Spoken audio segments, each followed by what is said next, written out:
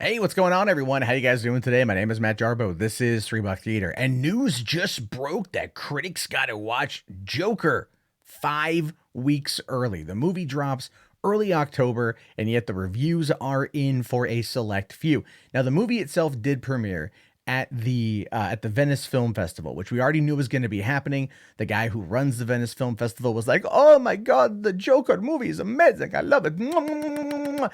He was very on point to talk up this movie, and of course, critics in LA, a select few, got to check it out as well, and their reviews are now up. So I thought it'd be fun to take a look at what they're saying about it to determine whether or not Todd Phillips' new film is actually worth the price of admission. This is one that I think looks amazing. A lot of people are absolutely 100% on board with, but it could also be a turd. Let's find out what they're saying here. So Rotten Tomatoes gives it an 86% with 22 critic reviews. It comes out October 4, 2019. So again, it is 5 weeks away.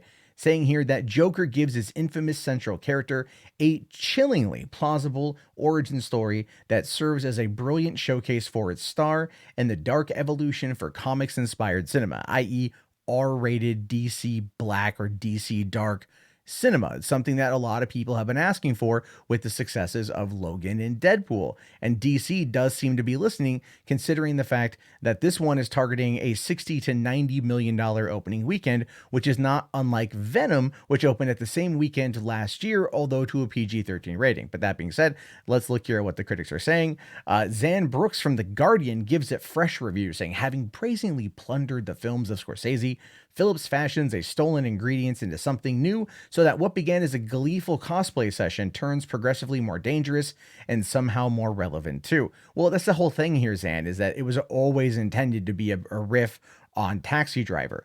Arthur Fleck, the Joker, was always meant to be a take on Travis Bickle. That's been known since they first announced the movie 2 years ago, when they had originally said that it was also going to end up being a Martin Scorsese produced movie, which didn't ultimately happen, I don't think, but you can tell that there was a lot of taking from Scorsese, and I'm pretty sure 100% with his blessing.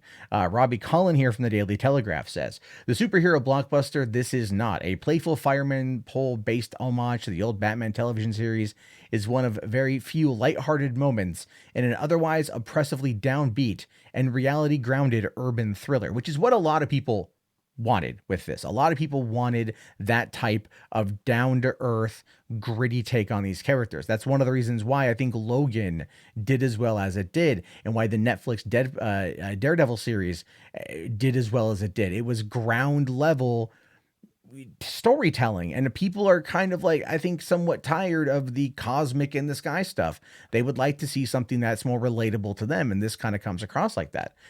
David Jenkins from Little White Lies, the top critic here, gives it a rotten review. Says, feeble, posturing, asinine pop psychology and political analysis charged with all the cynicism of a mollycoddled teen dropout in fake Oakleys and a home customized Lincoln Park tee. Sure, that's his opinion, and everyone has the ability to be wrong, which is fine. But the thing is, this, I don't know. I figured his particular analogy could have used a little bit, maybe more, I don't know, like panache, or at least decade in pop culture relevance. Customized a Lincoln Park tee.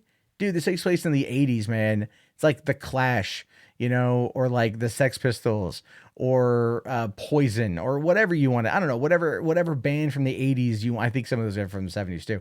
I'm polling here, but that's still better than Lincoln Park tea and fake Oakleys. But whatever, he didn't like the movie, and that's his thing. Glenn Kenny here from Roger Ebert, also not a good review, says, as social commentary, the Joker is pernicious garbage. Ooh, pulling out pernicious. You clearly are from RogerEbert.com. Marlow Stern from the Daily Beast gives it a fresh review. Says, Joker succeeds thanks to the talents of Phoenix, who's crafted a layered, terror-inducing antagonist and earned his rightful place alongside Heath Ledger and Jack Nicholson in the pantheon of all-time great Jokers. Well, I mean, all things considered, have there not been a good Joker? I mean, even Cesar Romero from the original 1965 series was great for what he did. It was a different take on it. Obviously, people liked Nicholson, they loved Ledger, and this is one that's a character study, and Joaquin Phoenix is a great actor, so a lot of people are going to be looking forward to it. Now, granted, people in the comment section are going to say, but Matt, you said, what, has there ever been a bad Joker? What about Jared Leto? I liked him in the role. He wasn't the perfect thing ever, but I liked him in the role, and he committed to the crazy. And that's something that that you want to see. So I think that that's to be allowed. That's okay. David Sexton here from London Evening Standard gives it a fresh review with nobody who sees this film will ever need to see any other version. That's a pretty glowing review, if I do say so myself.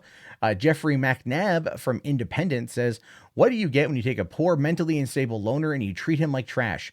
The answer is Travis Bickle. Anyway, sorry. No, the answer is Todd Phillips' ingenious new feature is Batman's arch nemesis, the Joker. But is that even accurate?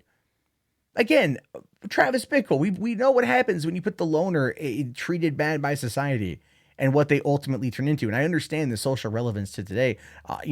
Is this particular movie, is it a take on cancel culture, on social ostracization if you don't believe a certain way? The fact that look, I'm not going to get all full men's rights here, but the fact that young boys and men are overlooked when it comes to mental instability, mental issues, that they're a lot of times forced into a box that many of them don't ever really come out of. And a lot of that has to do with the fatherless problem, like that's here in America. We have a big problem in our society with fatherlessness. And so that's an issue. But it's like, this is not something that is necessarily relevant to just our decade or our generation. This has been impacting men and boys for a long time, and even women as well. I don't want to sit there and be accused of sexism, but I think in this particular case, we see more of that with men and boys. And that'd be nice to actually have that be addressed in some particular fashion, but I don't think we're going to get it out of Geoffrey, even though he did enjoy the film and got what they were effectively going for. John Blasdale from Cineview says, Phoenix has plumbed the depths so deep and given such a complex, brutal, and physical transformative performance, it would be no surprise to see him take home a statuette or two come award season. Yeah, that's kind of also what Warner's is going for here.